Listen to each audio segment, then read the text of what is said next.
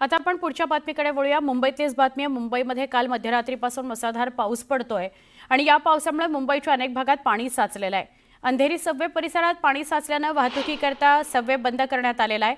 वाहतूक गोखले ब्रिज मार्गाने वळवण्यात आली आहे, तर मध्य रेल्वेवर सायन इथंही पाणी साचलंय। किंग सर्कल, गांधी मार्केट या परिसरात पाणी साचल्याने वाहतूक धीम्या गतीने सुरू आहे। आठवड्याच्या पहिल्याच दिवशी मुंबईकरांना मुसळधार पावसाचा सामना करावा लागतोय।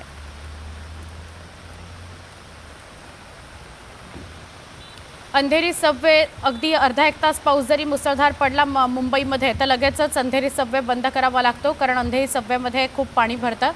आजही तसंच झालं। मध्यरात्रीपासून पाऊस पडतोय म्हटल्यानंतर लगेचच अंधेरी सबवे बंद करावा लागला। ती वाहतूक वेगळ्या मार्गाने वळवण्यात आलेली आहे। तर सायन परिसरात साचलेलं पाणी आपण बघतोय। सायन परिसरामध्ये सुद्धा सखल भाग आहे मध्य मुंबईतला, आणि या सखल भागामध्ये सायनला अनेकदा पाणी साचतं। काही असे भाग आहेत मुंबईतले जिथे अगदी सलग 2-3 तास पाऊस पडला तरी सुद्धा लगेच पाणी भरतं। तसा सायनचा परिसर आहे, अंधेरी सबवेचा परिसर आहे, परळ भुईवाडाचा काही भाग आहे, करी रोडचा काही भाग आहे, जिथे सलग पाऊस जर काही तास पडला तर मुंबईमध्ये पाणी भरतं। पुढची 2 दृश्य सायन माटुंगा दरम्यान पाणी साचलेलं आहे। ट्रॅकवर पाणी आलेलं आहे, त्याची दृश्य आपण बघतोय, आणि परळ परिसरामध्ये पाणी साचलेलं आहे, त्याची दृश्य बघतोय आपण। ट्रॅकवर पाणी साचलं की मध्य रेल्वेची वाहतूक थोडी धीम्या गतीनं या भागात होत असते, त्यामुळे विलंबानं मध्य रेल्वेवर ट्रेन्स धावतायत। पश्चिम रेल्वे अजून सुद्धा व्यवस्थित चालू आहे, पण मध्य रेल्वे थोडीशी प्रभावित झालेली आहे। 15 ते 20 मिनिटं उशिरानं ट्रेन धावतायत। परळ परिसरामध्ये सुद्धा पाणी साचलंय, त्याची दृश्य बघतोय। मुंबईमध्ये काल रात्रीपासून जो मुसळधार पाऊस पडतोय त्याचा परिणाम आता रस्त्यांवर दिसायला लागलाय। मी सध्या मुंबईच्या लोअर परळ परिसरामध्ये आहे।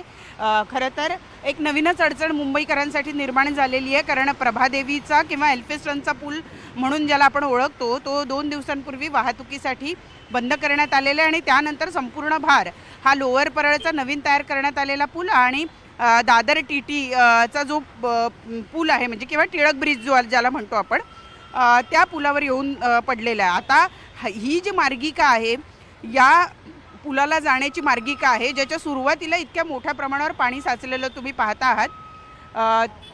ते पाणी साचलेलं असल्यामुळे तिकडून येणाऱ्या नागरिकांना एक मोठी अडचण होतीये, कारण हा समोरचा पूल असल्यामुळं उतारा, आणि हा सगळा भाग हा उताराचा असल्यामुळं या भागामध्ये सगळं पाणी साचलेलं तुम्हाला बघायला मिळत आहे। खरं तर हा जवळपास एक आपण म्हणू की 100 फुटाचा रस्ता जो आहे तो पाण्याखाली गेलेला आहे, पण तरी त्याचा परिणाम जो आहे तो इथून ज्या काही 2 व्हीलर जात आहेत तेवढ्या वेळात त्या काही 2 व्हीलर बंद पडत आहेत असं दिसतंय। खरं तर सोमवारचा दिवस असल्यामुळे मुंबईकर आपापल्या कामाच्या दिशेनं निघाले। एवढ्या तेवढ्या पावसाला मुंबईकर काही घाबरत नाहीत, त्यामुळे बऱ्याच वेळेला ते ऑफिसेसच्या दिशेनं निघतात। परंतु या ठिकाणी हा प्रभादेवीचा पूल बंद झाल्यामुळे एक नवीन अडचण या ठिकाणी झालेली बघायला मिळते आहे। त्यात काही ठिकाणी म्हणजे लोअर परळ परिसरामध्ये या ठिकाणी पाणी साचलेलं बघायला मिळत आहे। दादर फुल मार्केटमध्ये पाणी आहे, परळ भोईवाडा परिसरामध्ये पाणी आहे, हिंदमाताला थोडंसं पाणी साचलं असल्याचं कळतं आहे। अंधेरीचा सबवे तिथं सुद्धा पाणी साचलेलं आहे। खरं तर पावसाचा जोर थोडासा कमी झालेला आहे म्हणायला, कारण रात्रीच्या तुलनेत आत्ता पाऊस कमी पडतोय, परंतु रात्रभर सलग पाऊस सुरू असल्यामुळं दादर माटुंगा ट्रॅकवर थोडंसं पाणी आलेलं आहे। त्यामुळे मध्य रेल्वे अजून बंद पडलेली नसली तरीही ती धीम्या गतीनं चालू आहे। जवळपास 20 ते 25 मिनिटं उशिरानं मध्य रेल्वे धावती आहे। पश्चिम रेल्वे अजून सुरू आहे, सुरळीत व्यवस्थित चालू आहे असं कळतं आहे। रस्ते वाहतूकसुद्धा बऱ्यापैकी ठीक आहे असं कळतं आहे। सायन माटुंगा परिसरामध्ये थोडंसं पाणी साचलेलं आहे, त्यामुळे थोडा वाहतुकीवर परिणाम होतोय। मुळातच पाऊस जेव्हा पडत असतो अनेक ठिकाणी खड्डे असतात किंवा पाणी साचलेलं असतं, त्यामुळे नागरिक हे सांभाळूनच वाहनं चालवत असतात। वाहनांचा वेग त्यामुळे कमी होतो आणि परिणामी रस्ते वाहतूक ही धीम्या गतीनं होत असल्याचं आपल्याला बघायला मिळतं। उमेश गोविलकरसह प्रणाली कापसे, न्यूज 18 लोकमत, मुंबई। पुणे आणि मुंबईची आपण बघूया दृश्य। पश्चिम रेल्वे व्यवस्थित सुरू आहे, काही भागात पाणी साचलंय। वांद्रे स्टेशन परिसरात पाणी साचलेलं आहे, म्हणजे आता पश्चिम रेल्वेच्या सुद्धा अपडेट आपल्या समोर यायला लागलेले आहेत। वांद्रे पूर्व परिसरात पाणी साचलेलं आहे आणि वांद्रे स्टेशन परिसरात सुद्धा पाणी साचलेलं आहे, त्यामुळे आता पश्चिम रेल्वेवर सुद्धा थोड्या धीम्या गतीनं वाहतूक सुरू आहे, विलंबानं वाहतूक सुरू आहे। मध्य आणि पश्चिम रेल्वे पावसामुळे प्रभावित झालेली आहे, विलंबानं लोकल्स धावत आहेत। तुम्हाला जर वेळेवर पोहोचायचं असेल ऑफिसला तर थोडं लवकरच घरातून निघा।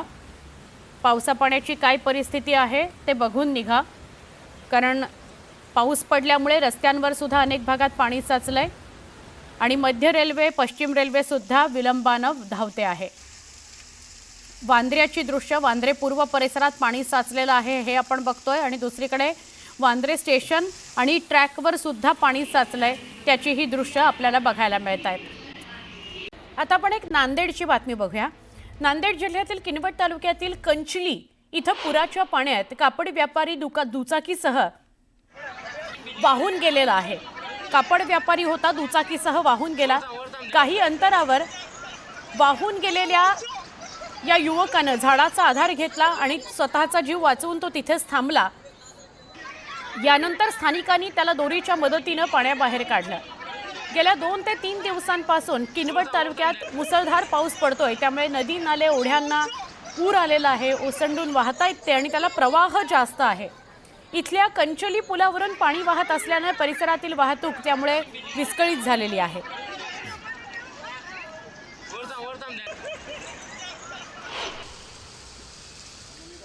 गेल्या 5 दिवसांपासून विश्रांती घेतल्यानंतर पावसानं लोणावळ्यात जोरदार हजेरी लावली। आता पावसानं परतीचा मार्ग धरलाय अशी चर्चा रंगू लागली असतानाच पावसानं लावलेली हजेरी पुन्हा नागरिकांची चिंता वाढवणारी आहे। हवामान विभागानं पुढचे 3 ते 4 दिवस पाऊस होईल असं म्हटलंय। अशातच पावसामुळे नागरिकांचा पर्यटकांना मनस्ताप सहन करावा लागतोय। लोणावळ्याची ही दृश्य आहेत।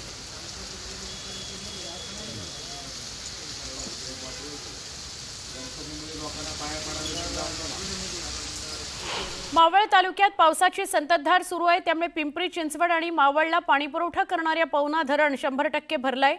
धरणाच्या पाणलोट क्षेत्रातून मोठ्या प्रमाणात पाणी येत असल्यामुळे जलविद्युत केंद्राद्वारे 800 क्युसेक पाण्याचा विसर्ग सुरू करण्यात आलाय। पावसाच्या प्रमाणानुसार हा विसर्ग कमी जास्त केला जाण्याची शक्यता आहे, तरी नागरिकांनी नदीकाठच्या भागात अनावश्यक वावर टाळावा असं आवाहन करण्यात आलंय।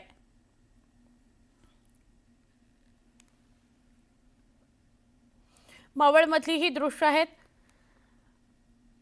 मुसळधार पाऊस पडतोय, पवना धरण 100% भरलेलं आहे, त्यामुळे पाण्याचा विसर्ग सुरू करावा लागलेला आहे।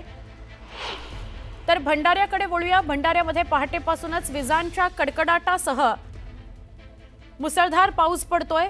विजांच्या कडकडाटात सुमारे 2 तास पावसानं भंडाऱ्याला झोडपून काढलं। हा पाऊस हलक्या वाणाच्या भात पिकाकरता नुकसानकारक ठरणार आहे।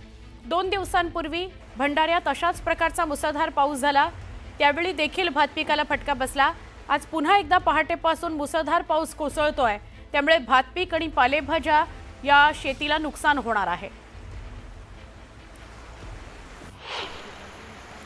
धाराशिव जिल्ह्यातील सतत पडणाऱ्या पावसानं शेतपिकाचं 100% नुकसान केलेलं आहे, त्यामुळे राज्य सरकारनं सरसकट मदत करावी अशी मागणी भाजप आमदार राणा जगजितसिंह पाटील यांनी केली।